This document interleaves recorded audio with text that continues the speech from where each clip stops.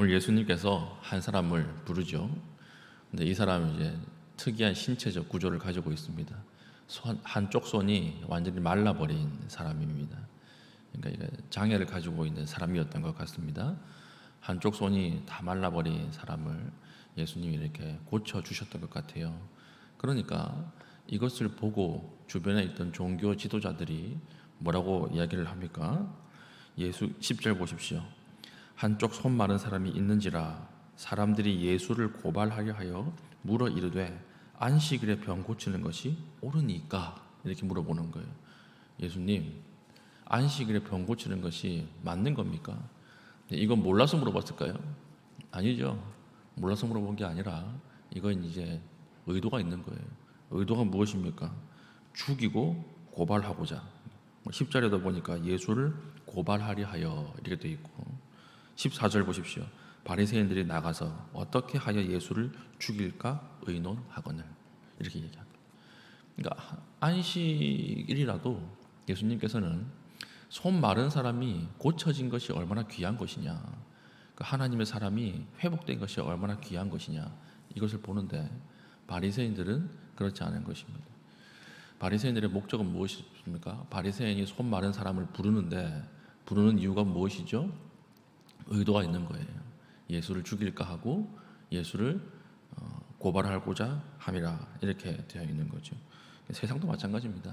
세상도 우리를 왜 부를까요? 이용하려고 부르는 거예요. 이용하고 고발하고 죽이려고 우리를 부르는 것입니다. 그래서 세상 가운데 나가서는 절대 위로가 없어요. 세상 앞에 나가서 사람 앞에 가서는 참된 안식이 있을 수가 없습니다. 세상이 부르는 목적 자체가 우리를 왜 부르죠? 이용하려고 부르는 거예요. 사용하려고 부르는 것이고, 그래가지고 우리가 기능이 다 하면 어떻게 됩니까? 그냥 끝나는 거죠. 거기에 어떤 안식이 있겠습니까? 그런데 그 가운데 예수님께서 부르시는 것은 왜 부르십니까? 고쳐주시려고 부르시는 거예요. 이게 세상의 부름과 예수님의 부름의 차이입니다. 세상의 부름은 우리를 이용하려고 하지만 예수님의 부름은 고쳐주시기 위해서 부르신다라고 하는 거죠. 세상까지 갈 것도 없어요. 나만 봐도 우리도 예수님을 이용하지 않습니까? 예수님을 이용해서 많은 이득을 챙기려고 하잖아요. 그런 것처럼 항상 죄인의 부름은 또 다른 죄를 낳게 된다라고 하는 것입니다. 그러나 예수님은 아픈 사람을 부르는 목적이 이용하고자 하는 것이 아니죠. 이용이 아니라 회복해 하시겠다는 거예요. 회복해 하겠다. 그래서 오늘 담대하게 안식일에 손을 고쳐주시지 않습니까?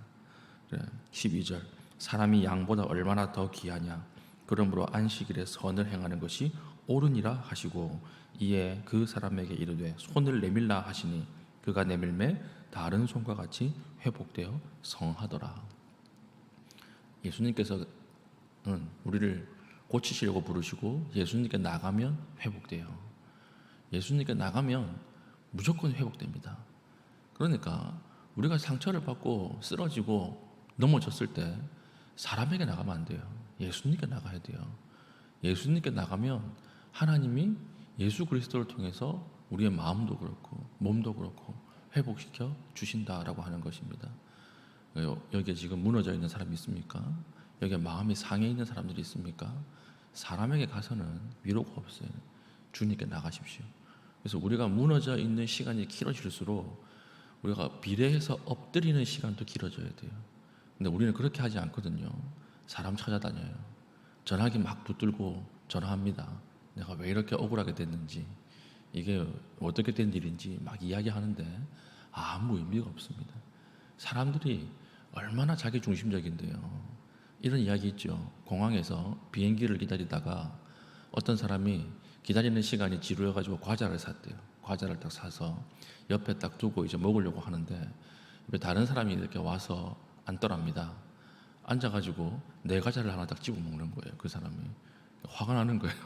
화가 나가지고 이런 무례한 사람이 있나 이러고 생각을 하는데 이 사람이 또 내 얼굴을 보면서 과자를 집어 먹는 거예요. 내 과자인데.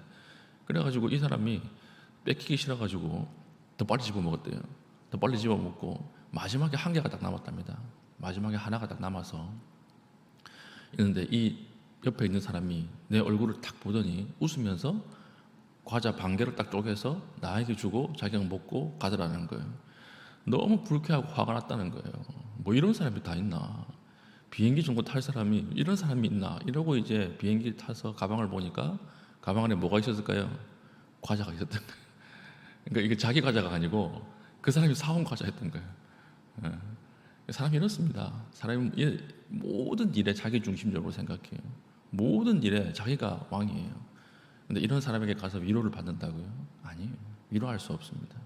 어떻게든 사람들은 나의 약점을 가지고 이것을 카드로 쓰려고 하고 이것을 가지고 자기 유익을 취하려고 하지 온전한 위로가 없습니다. 고치시는 분은 누굽니까? 예수님밖에 없어요. 예수님 앞에 나가야 회복이 있고 치유가 있다라고 하는 것입니다. 오늘 넘어지고 쓰러진 사람들이 있습니다. 오늘 사람에게 상처받고 관계에 상처받은 사람이 있습니다. 예수님께 나가십시오. 예수님은 다 받아주시고 다 용납해 주시고 또 마지막엔 치유해 주신다라고 하는 것입니다. 20절 상한 갈대를 꺾지 아니하며 꺼져가는 심지를 끄지 아니하기를. 이 참 마음에 드는, 제가 참 좋아하는 구절이에요. 예수님 상한 갈대를 꺾지 않는다는 거예요.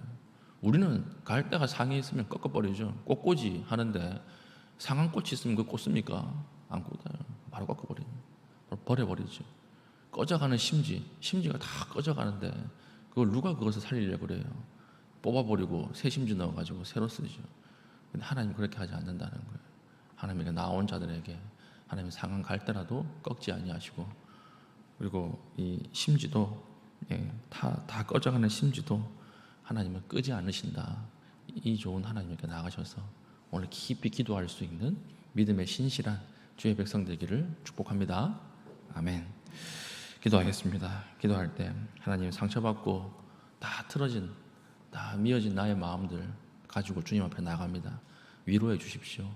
회복해 주십시오. 새 마음으로 창조해 주십시오.